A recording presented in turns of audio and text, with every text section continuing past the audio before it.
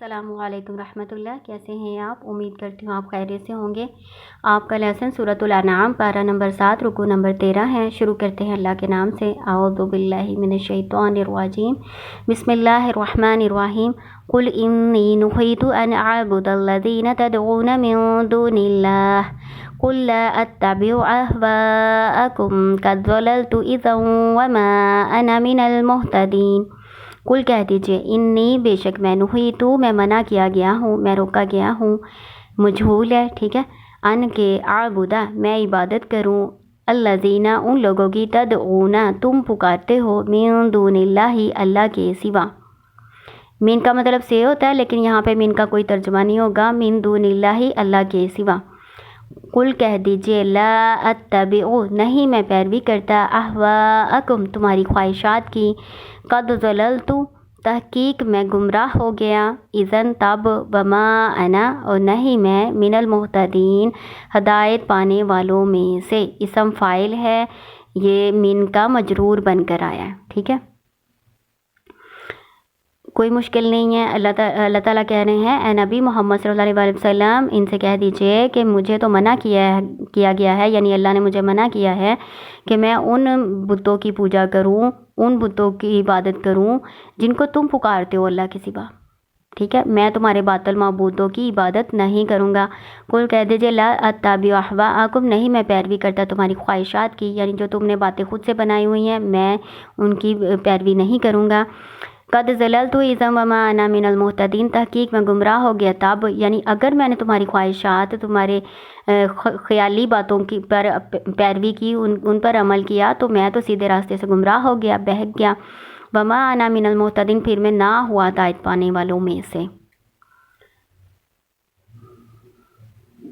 قل انی علی بینۃ من ربی وکذبتم بہ کل کہہ دیجئے انی بے شک میں علی پر، بینۃ دلیل پر ہوں، میرا بھی اپنے رب کی طرف سے، وکذبتم اور تم نے جھٹلایا بھی اس کو۔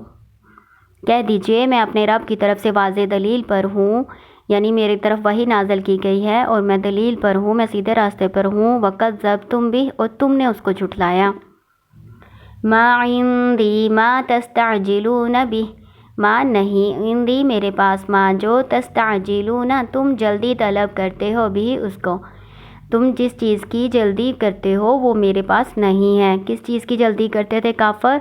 اللہ کے عذاب کی، کہتے تھے اگر تم سچے ہو تو لے آؤ اللہ کا وہ عذاب جس سے ہمیں ڈراتے ہو۔ تو اللہ تعالیٰ کہہ رہے ہیں ان سے کہہ دیجئے کہ جو تم جلدی طلب کرتے ہو نا چیز، وہ میرے اختیار میں نہیں ہے، عذاب کو لانا اللہ کے اختیار میں ہے۔ ان الحکم الا للہ نہیں ہے حکم مگر اللہ کا، یعنی اللہ کے سوا کسی کا اختیار نہیں ہے۔ اللہ تعالیٰ جب چاہے گا جس پر چاہے گا عذاب لائے گا، جس کو چاہے گا مہلت دے گا، تو میرے اختیار میں تو عذاب لانا نہیں ہے، اللہ کے اختیار میں ہے۔ یقص الحق وہو خیر الفاصلین یقص وہ بیان کرتا ہے حق کو، یعنی اللہ تعالیٰ سچ بیان کرتا ہے، وہو خیر الفاصلین اور وہ بہترین فیصلہ کرنے والا ہے۔ قل لو ان عندي ما تستعجلون به لقضي الامر بيني وبينكم والله اعلم بالظالمين۔ قل کہہ دیجئے لو اگر انا بے شک عندی میرے پاس ہوتا، ما تستعجلون جس کو تم جلدی طلب کرتے ہو بھی اس کو، لقضي الامر یقیناً فیصلہ کر دیا جاتا، امر معاملے کا، بینی میرے درمیان، و بینکم تمہارے درمیان، واللہ اور اللہ عالم زیادہ جاننے والا ہے، بالظالمین ظالموں کو۔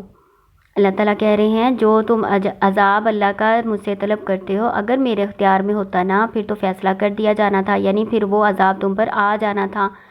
اور اللہ تعالیٰ خوب جاننے والا ہے ظالموں کو، یعنی اللہ تعالیٰ کو خوب معلوم ہے کہ ان ظالموں کافروں کے ساتھ کیا سلوک کرنا ہے، ان کو مہلت دینی ہے یا ان کو عذاب کے ساتھ ہلاک کرنا ہے، یہ سب اللہ کے اختیار میں ہے۔ وَعِندَهُ مَفَاتِحُ الْغَيْبِ لَا يَعْلَمُهَا إِلَّا هُوَ وَعِندَهُ اور اسی کے پاس ہے، یعنی اسی کے اختیار میں ہے، اسی کے علم میں ہے، مفاتیح چابیاں، کنجیاں، مفتاح کی جمع مفاتیح ہے، ٹھیک ہے نا، مفتاح ایک چابی، مفاتیح زیادہ چابیاں، کنجیاں، مفاتیح کنجیاں، غیبی غیب کی، لا یعلمھا نہیں جانتا ان کو الا مگر ہوا وہی یعنی اللہ تعالیٰ. غیب کی کنجیاں صرف اللہ کے پاس ہے، اللہ کے سوا ان کو کوئی نہیں جانتا. وہ کون سی غیب کی کنجیاں ہیں؟ صحیح بخاری میں سورۃ الانعام کی تفسیر کے بارے میں ایک حدیث ہے، وہ میں آپ کو ترجمہ اس کا بتا دیتی ہوں. غیب کی کنجیاں 5 ہیں. نمبر 1 قیامت کا علم، قیامت کب آئے گی کوئی نہیں جانتا سوائے اللہ کے. نمبر 2 بارش کا نزول، یعنی بارش کہاں ہونی ہے، کتنی ہونی ہے، کتنی مقدار میں ہونی ہے، اس کا علم صرف اللہ کو ہی ہے. پھر نمبر 3 مادہ کے رحم میں کیا ہے، کوئی بھی جو مادہ ہے وہ حاملہ ہوتی ہے، اس کے حمل میں کیا ہے اللہ کے سوا کوئی نہیں جانتا. ٹھیک ہے نا، اندازے ہوتے ہیں، الٹرا ساؤنڈ وغیرہ اندازے ہوتے ہیں. پھر نمبر 5 کہ ہر جاندار کو موت کہاں آئے گی. ٹھیک ہے، کس سرزمین میں اس نے مرنا ہے کوئی جان نہیں جانتی. اور نمبر 4 تھا، یہ نمبر 4 تھا. نمبر 5 ہے کہ آئندہ ہونے والے جو واقعات ہیں کسی کو نہیں پتہ، یعنی کوئی جان نہیں جانتی کہ کل کو وہ کیا کمائے گی، کیا کام کرے گی. ٹھیک ہے نا، تو یہ 5 جو ہے نا غیب کی کنجیاں ہیں، یعنی وہ سارے غیب کی باتیں ہیں جنہیں اللہ کے سوا کوئی نہیں جانتا. ٹھیک ہے، قیامت کا علم، بارش کا علم، مادہ کے رحم کا علم کہ ہر جان کل کیا کرے گی اس کا علم، اور ہر جان کو موت کہاں آئے گی اس کا علم. یہ 5 جو ہے نا غیب کی کنجیاں کہلاتی ہیں، اللہ کے سوا ان کو کوئی نہیں جانتا. وَيَعْلَمُ مَا فِي الْبَرِّ وَالْبَحْرِ اور وہ جانتا ہے جو ہے خشکی میں اور سمندر میں. وَمَا تَسْقُطُ مِن وَرَقَةٍ إِلَّا يَعْلَمُهَا وما اور نہیں تسقط گرتا من ورقۃ کوئی پتا الا مگر يعلمها وہ اس کو جانتا ہے. ولا حبۃ اور نہ کوئی دانہ فی ظلمات الارض زمین کے اندھیروں میں، یعنی جو دانہ بویا جاتا ہے زمین کے اندھیرے میں وہ بھی اللہ جانتا ہے. ولا اور نہ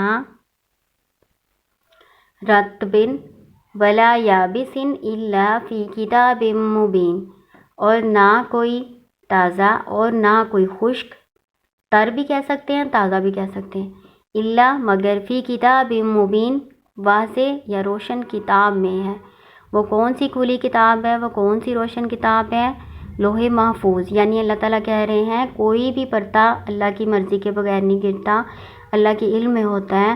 اور کوئی بھی دانہ جو زمین کے اندھیروں میں ہوتا ہے، یعنی اس کو بویا جاتا ہے وہ زمین کے اندر ہوتا ہے، تو اللہ تعالیٰ اس کو جانتا ہے. اور ہر چیز جو تر ہے یا خشک ہے یا جہاں کہیں بھی ہے لوح محفوظ میں لکھی ہوئی ہے، اللہ کے علم میں موجود ہے.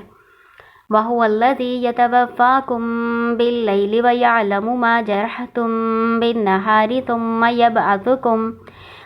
يَبْعَثُكُم فِيهِ لِيُقْضَىٰ أَجَلٌ مُّسَمًّى ثُمَّ إِلَيْهِ مَرْجِعُكُمْ ثُمَّ يُنَبِّئُكُم بِمَا كُنتُمْ تَعْمَلُونَ. وَهُوَ الَّذِي وہ ذات جو یتوفاکم تمہیں فوت کرتی ہے، فوت کرنا یعنی روح قبض کرنا، وہ ذات وہ جو تمہاری روح قبض کرتی ہے باللیل رات کو، ویعلم اور وہ جانتا ہے ما جرحتم جو تم کرتے ہو یا کماتے ہو بالنہاری دن میں. ثم پھر یبعثکم وہ تمہیں اٹھاتا ہے جگاتا ہے فیہ اس سے یعنی اس چھوٹی موت سے. جو نیند ہے نا یہ چھوٹی موت ہی ہوتی ہے، موت اصغر اس کو کہتے ہیں. تو اللہ تعالیٰ اس نیند سے تمہیں جگاتا ہے یا اٹھاتا ہے لیقضا تاکہ وہ پوری کر دے اجلن وقت مسمى مقرر کیا ہوا، تاکہ وہ مقرر کیا ہوا وقت مکمل کر دے، پورا کر دے. ثم پھر الیہ اسی کی طرف مرجعکم تمہارا لوٹنا ہے. ثم پھر ینبئکم وہ خبر دے دے گا تم کو بما اس کی جو کنتم تم تھے تعملون تم عمل کرتے ہیں. اللہ تعالیٰ کہہ رہے ہیں کہ اللہ تعالیٰ وہ ہے وہ جو تمہاری روحیں قبض کرتا ہے رات کو. جب رات کو انسان سو جاتا ہے نا تو اللہ تعالیٰ اس کی روح قبض کر لیتا ہے. اس کو وفات اصغر بھی کہتے ہیں، یعنی ایک چھوٹی موت ہوتی ہے رات کو سونا. اللہ تعالیٰ روحوں کو قبض کر لیتا ہے. پھر جن کو بھیجنا ہوتا ہے، جن کی ابھی مدت پوری ہونی ہوتی ہے عمر کی، ان کو بھیج دیتا ہے، جس کو رکھنا ہوتا ہے اس کو رکھ لیتا ہے نا. اس لیے تو ہم سونے کی دعا میں پڑھتے ہیں، جو پیارے رسول کی پیاری دعائیں ہیں نا اس میں آپ کو چھوٹی والی دعا آتی ہوگی، بڑی والی نہیں آتی ہوگی. اللہم بسمک اموت و احیا یہ چھوٹی دعا ہے، یہ تو سب کو آتی ہوگی. اس کے نیچے ہی ایک اور دعا ہے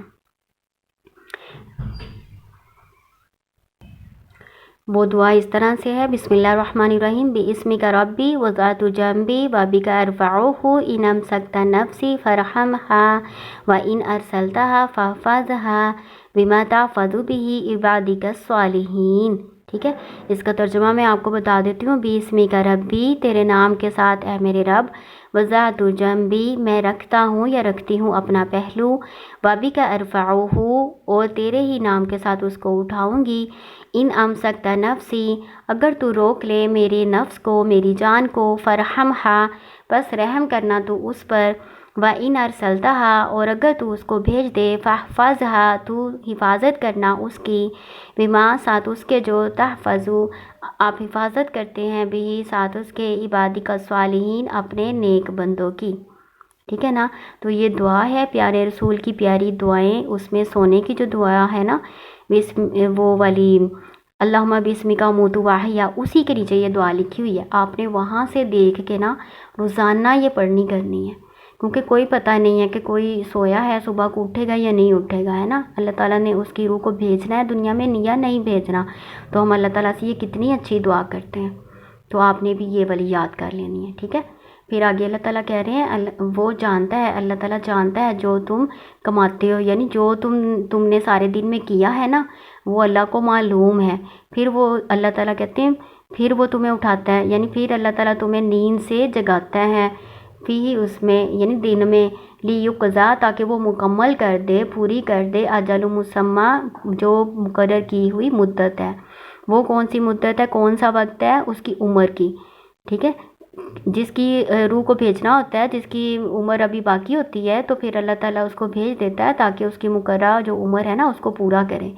ثم الیہ مرجعکم، پھر اسی کی طرف یعنی اللہ ہی کی طرف تمہارا لوٹنا ہے، پھر وہ تمہیں خبر دے دے گا اس کی جو تم عمل کرتے تھے، یعنی ہمارے اعمال کی خبر پھر اللہ تعالیٰ ہمیں آخرت میں بتا دیں گے، آخر بالآخر مرنے کے بعد تو اللہ کے پاس ہی جانا نا، پھر اللہ تعالیٰ ہمیں سارے ہمارے اعمال کی خبر دے دیں گے۔ ٹھیک ہے نا، اس سارے رکوع میں آپ نے کیا پڑھا ہے، اس میں سارے میں پڑھا ہے کہ نبی صلی اللہ علیہ وسلم آپ کہہ دیجئے ان لوگوں سے، کافروں سے، کہ جس عذاب کو تم جلدی طلب کرتے ہو نا وہ میرے اختیار میں نہیں ہے، اللہ تعالیٰ چاہے تو تمہیں ڈھیل دے، مہلت دے، اللہ تعالیٰ چاہے تو تمہیں عذاب سے ہلاک کر دے، میرے اختیار میں کچھ بھی نہیں۔ پھر آپ نے پڑھا اللہ تعالیٰ نے کہا کہ غیب کی کنجیاں اللہ ہی کے پاس ہیں، کوئی بھی ان کو نہیں جانتا، وہ 5 غیب کی کنجیاں جو میں نے آپ کو بتائی ہیں آپ نے وہ یاد کر لینی ہے، میں الگ سے بھی ویڈیو بنا کے نا آپ کو سارا بتاؤں گی، یہ دعا بھی بتاؤں گی، غیب کی کنجیاں بھی ساری بتاؤں گی۔